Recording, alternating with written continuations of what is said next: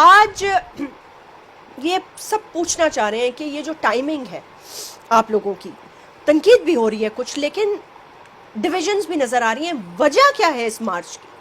بسم اللہ الرحمن الرحیم۔ دیکھیے، شکریہ جیسمین، کافی عرصے کے بعد آپ کے شو میں حاضری ہوئی۔ 14 مہینے اس حکومت کی گزر گئی جی، اور اس 14 مہینے میں جمعیت علماء اسلام نے، MMA کی جماعتوں نے اس ملک میں اس حکومت اور اس چوری شدہ مینڈیٹ کے خلاف 15 ملین مارچ کیا، لیکن ابھی تک یہ معلوم نہیں ہے کہ وجوہات کیا ہے کہ آپ آزادی مارچ کی طرف جا رہے ہیں۔ اس کی ایک ہی وجہ ہے، جی، ابتدا میں 14 مہینے کے بعد جب اس کی عدم کارکردگی، زندگی کی ہر شعبے میں ناکامی، ریاست اور حکومت کی ناکامی، اس حکومت کی وجہ سے یہ سب مل ملا کے تمام شعبہ زندگی سے جو بھی طبقہ تعلق رکھتا ہے، میڈیا سے لے کر مذہبی طبقے تک، وکلاء سے لے کر تاجر تک، غریب سے لے کر ایک عام دکاندار تک، سب کی چیخیں نکل رہی ہے۔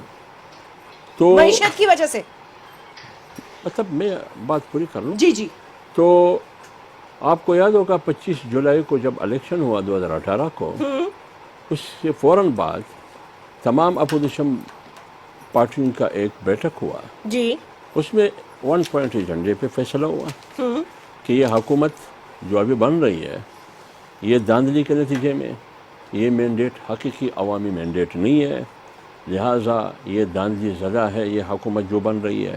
یہ پارٹی بھی اکثریت ان کے پاس نہیں ہے، بلکہ یہ اقلیتی پارٹی ہے، مگر اکثریت پر ان کو مسلط کیا گیا ہے، لہٰذا ہم نے جانا ہے سب نے فری اینڈ فیئر الیکشن کی طرف۔ یہ ایجنڈا تھا اور اسی پر فیصلہ بھی ہوا۔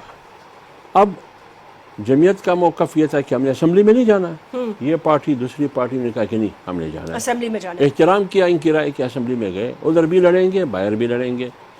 اس لڑنے میں ہمارا رول آپ کے سامنے 15 ملین مارچ، آزادی مارچ کا اعلان ہم نے کیا اسلام آباد کی طرف۔ اب آپ خود دیکھیں،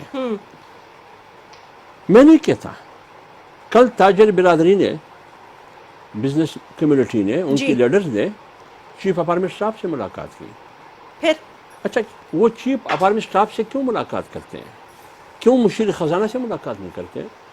کیوں وزیر اعظم سے ملاقات نہیں کرتے ہیں؟ اس کا مطلب یہ ہے پھر وزیر اعظم سے بھی کی کہ دیکھیں، پہلے ابو سے ملنا پڑتا ہے، پھر بچوں سے ملنا پڑتا ہے۔ دیکھیں نا، آپ خام نہیں، مطلب بات کرے تو صاف کرے نا۔ پھر اب میں نے، آپ نے یہ کہا تو بھائی میں نے کہا وزیر اعظم سے بھی ملے۔ وہ بات 14 مہینے سے وہ چیخ رہے تھے، ان کو پتہ تھا کہ اختیار کہاں ہے، اقتدار کہاں ہے۔